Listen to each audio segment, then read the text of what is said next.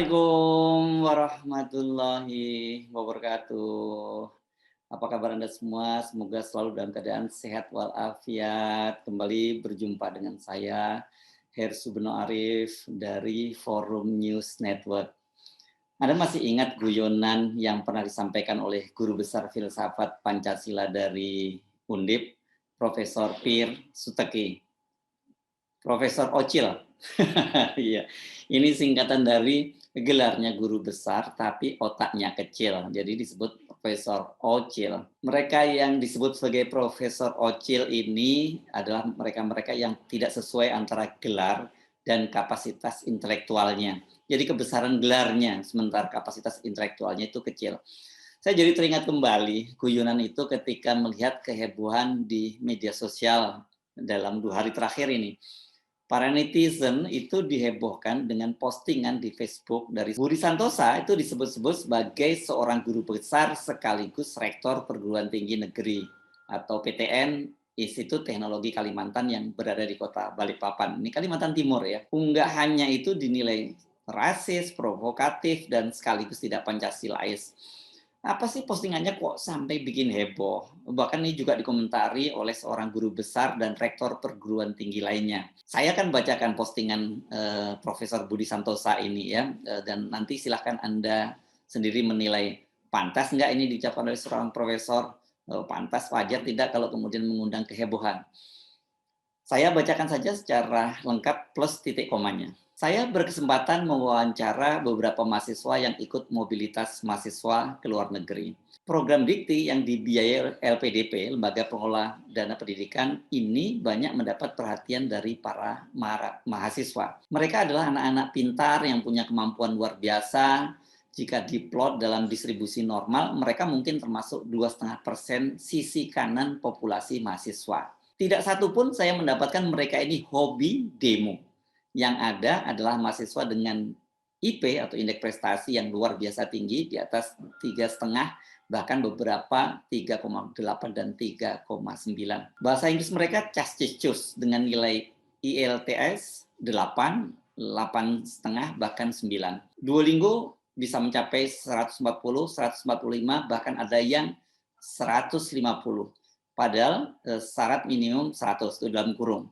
Luar biasa. Mereka juga aktif di organisasi kemahasiswaan dalam kurung profesional, sosial, kemasyarakatan, dan asisten lab atau asisten dosen. Mereka bicara hal-hal yang membumi, titik dua, apa cita-citanya, minatnya, usaha-usaha mendukung cita-citanya, apa kontribusi untuk masyarakat dan bangsanya, nasionalisme, dan sebagainya. Tidak bicara soal langit atau kehidupan sesudah mati. Pilihan kata-katanya juga jauh dari kata-kata langit. Titik dua, insya Allah, barokallah, siar, kadarullah, dan sebagainya. Generasi ini merupakan bonus demografi yang akan mengisi posisi-posisi di BUMN, lembaga pemerintah, dunia pendidikan, sektor swasta beberapa tahun mendatang. Dan kebetulan dari 16 orang yang harus saya wawancarai, ada 2 cowok dan sisanya cewek. Ada 2 yang tidak hadir. Jadi 12 mahasiswi yang saya wawancara itu tidak memakai penutup kepala ala manusia gurun. Otaknya benar-benar open mind. Mereka mencari Tuhan ke negara-negara maju seperti Korea, Eropa Barat, dan US. Bukan ke negara-negara yang orangnya pandai bercerita tanpa karya teknologi. Saya hanya berharap mereka nanti tidak masuk ke dalam lingkungan yang membuat hal yang mudah jadi sulit. Saya membaca postingan itu yang di-screenshot oleh beberapa portal online dan juga di beberapa akun Twitter sejumlah tokoh. Kelihatannya ini terpotong ya dan kurang lengkap atau saya nggak tahu, tapi kok kelihatannya ada yang menggantung gitu. Di dunia maya saya membaca bahwa postingan itu sudah dihapus setelah mengundang kehebohan. Siapapun yang membaca postingan itu pasti bakal geleng-geleng kepala. Kok bisa ya seorang guru besar, rektor perguruan tinggi negeri, cara berpikirnya seperti itu? Bukan hanya rasialis, Islamofobia, itu, tapi juga anti demokrasi. Dengan menyatakan anak-anak itu pintar dan tidak satupun yang hobi demo, ya ini benar, ini dia menyebut hobi, demo sebagai hobi. Secara tidak langsung dia menyebut mahasiswa yang suka demo adalah mahasiswa yang bodoh. Ini bahaya sekali ada rektor seperti ini ya.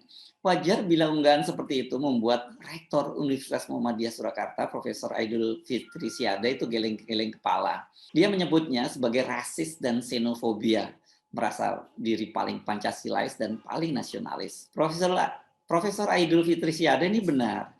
Unggahan semacam itu tidak pantas dilakukan oleh seorang guru besar, apalagi rektor perguruan tinggi negeri. Cara dia berpikir dan kualitas intelektualnya ini sekelas buzzer yang kemarin Anda masih ingat ya, ada buzzer yang mengancam mantan politisi PSI Samara Amani, tak lama setelah dia keluar dari PSI, akan mengirim seluruh keturunan Arab ke kamar gas seperti yang dilakukan oleh Nazi Jerman terhadap orang Yahudi. Itu kalau dia berkuasa, itu katanya. Saya penasaran nih, mencoba melongo akun Facebook seseorang yang bernama Budi Santosa Purwokartiko ini. Saya menemukan akun bernama Budi Santosa, namun karena tidak berteman dan saya sendiri memang tidak aktif di Facebook, saya tidak bisa masuk. Hanya saja kalau kita googling, kita masih bisa melihat sebagian foto yang tampil di beranda ini. Ada seorang pria yang mengenakan blangkon, dan di sebelah kanan ada status, saya orang Jawa menolak pemusnahan wayang kulit, itu ada gambar dengan gambar wayang kulit, ilustrasinya.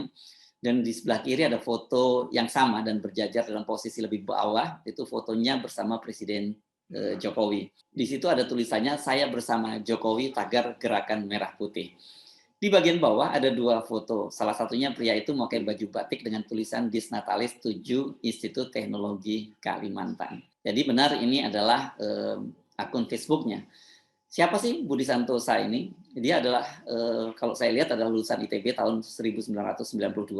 Kemudian dia menjadi guru besar di Institut Teknologi 10 November Surabaya dengan keahlian data mining.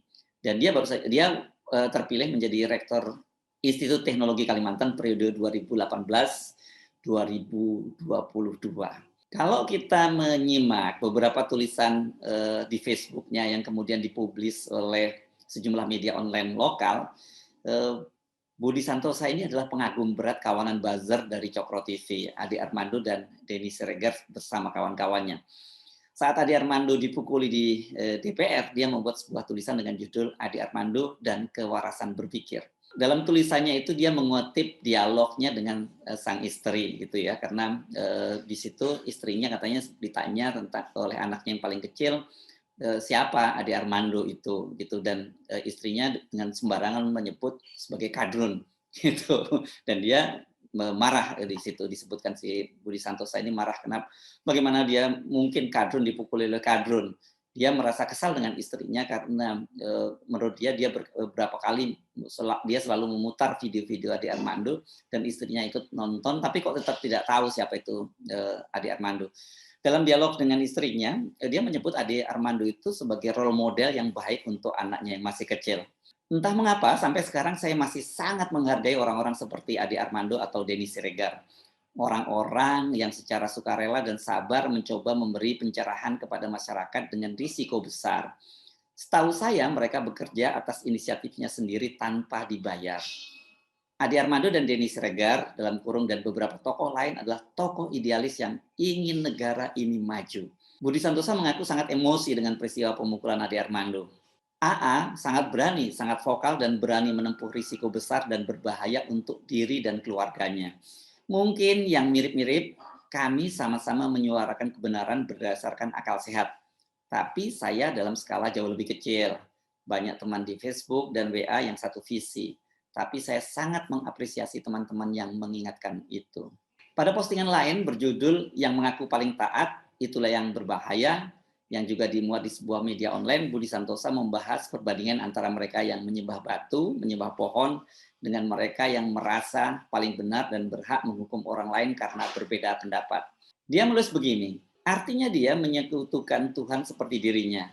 Penyembah patung, penyembah pohon, penyembah gunung, penghormat hewan, justru akan sangat melindungi sesembahannya yang dihormatinya dari kepunahan. Yang ini bukan musyrik. Kok gitu ya? Iya, batu, pohon, gunung, hewan adalah ciptaannya. Menghormatinya, merawatnya sebagai sarana menuju sang pencipta tidak ada yang aneh. Yang aneh, padahal Tuhan bukan itu. Angel toh, katanya, sulit toh. Maka jangan mengurusi sesembahan orang lain, jangan mengganggu, jangan menghakimi. Kita ini makhluk lemah yang sama-sama tidak tahu, cuma menduga-duga. Kalau benar tahu, sana buktikan, berangkat duluan, salam rahayu. Di situ di postingannya dia juga mengutip hadis atau ayat-ayat Al-Qur'an, tapi kalau lihat dia penggunaan ini soal kata-kata salam rahayu, kemudian dia juga ini kelihatannya tidak percaya akhirat karena dia minta orang membuktikan duluan, berangkat duluan, ini artinya mati dulu baru tahu kehidupan di akhirat. Dia ini beragama Islam tapi mungkin cenderung kejawen ya, saya duga. Membaca beberapa postingan pemikirannya, kita jadi tidak aneh kalau dia dengan mudah menilai seseorang dari apa yang dikenakan dan apa yang diucapkan. Umpatan kadrun tampaknya juga dengan mudah meluncur dari mulutnya, termasuk ketika dia berbicara dengan keluarganya. Tadi saya membacakan kan ketika dia berdialog dengan istrinya, dia menyebut juga kata-kata kadrun. Yang aneh, bagi kita kok bisa ada seorang profesor, guru besar, apalagi kemudian terpilih menjadi rektor perguruan tinggi negeri, tapi cara pandangnya seperti itu. Kita tunggu bagaimana tindakan Kementerian Dignas, Kemendikbud terhadap rektor seperti Budi Santosa. Ini kan sudah ada pembandingnya ya. Ada seorang profesor dari UGM, namanya Profesor Karnawijaya. Dia harus disidang etik dan kemudian dilaporkan ke polisi karena meledek Ade Armando. Bagaimana dengan Profesor Budi Santosa yang menyebut mereka yang berhijab sebagai manusia gurun? Ini mereka yang berkudung manusia gurun dan menyebut orang Islam sebagai menuhankan batu. Tadi ya dia menyatakan menuhankan batu dan apa arah sembahyang tadi. Ini kelihatannya yang dimaksud dia adalah Ka'bah ya. Karena Ka'bah memang terbuat dari batu dan kita ketika sholat itu arah sholatnya memang selalu ke arah Ka'bah. Ini saya perlu membuat disclaimer. Saya mengangkat topik ini bukan untuk menambah pembelahan. Waduh, saya betul-betul sangat khawatir dengan pembelahan yang terjadi dan berusaha agar pembelahan ini harus segera diakhiri. Saya hanya ingin menunjukkan fakta bahwa banyak sekali pendukung pemerintah yang merasa paling nasionalis, paling Pancasilais, kemudian memberikan stigma-stigma bahwa yang bukan pendukung pemerintah ini, apalagi kemudian mereka yang beragama Islam itu sebagai kadrun, kemudian intoleran, radikal dan sebagainya gitu ya. Ini kan kalau terus-menerus diproduksi narasi-narasi semacam ini, sebenarnya mereka inilah yang disebut sebagai orang yang terus-menerus melakukan kekerasan verbal.